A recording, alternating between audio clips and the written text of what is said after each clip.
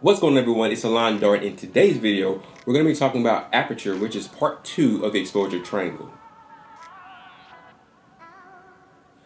Just in case you're wondering what I'm doing, check out episode 1 of the exposure triangle. I'm looking for any surprise guests.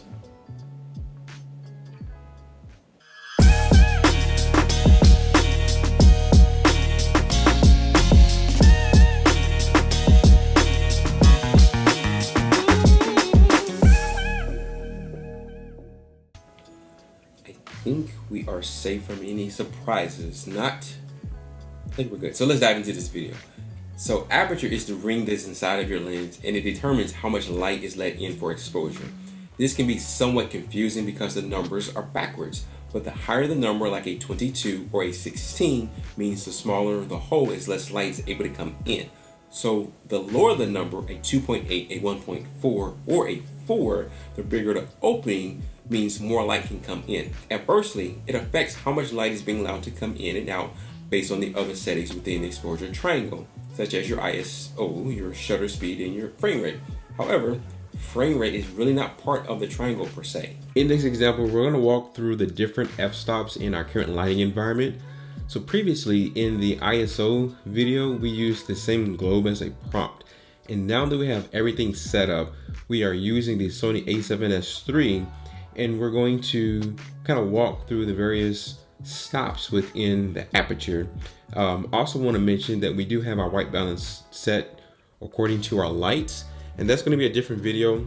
First, we're going to start with an aperture of 1.4, and our base ISO is 640.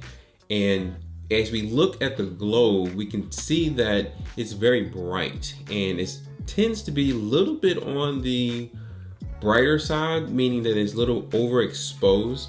And so as we continue to make adjustments and close down the aperture, and so in this part here, we're at a 2.8, and you can see that it gets a little darker and it tends to be almost perfectly exposed. So now we're going to close down even more to a 4, and the overall environment is really getting dark. As we continue to move to a 5.6, we're starting to lose a lot of light based upon our settings, and now we're at an 8. It's really underexposed at this point. So as we continue to move, we are now at 11, and still at the base at 640, it's dark. And lastly, we're going to go to a 16, and it is very underexposed, very dark. We've lost all of our highlights in this particular situation. So now we're going to kind of walk back through in reverse, and starting at the f-stop of 16, where the lenses or the aperture is closed and we're letting less light in. But we're going to go in the reverse order to show again the effect that aperture has on exposure. And so at this 16, it's still very dark, and we are going to start moving towards the 11. So now that we're adjusting it, we're back at 11. We're starting to see a little bit more of the highlights, but it's still underexposed.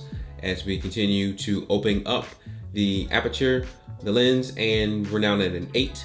We're starting to gain again some more of the whites. The darks seem to be a little bit darker. It's still too dark, underexposed, and now we're hitting a 5.6. Looking much better. Again, we can make this adjustment. As we continue to move, now we're at a 4.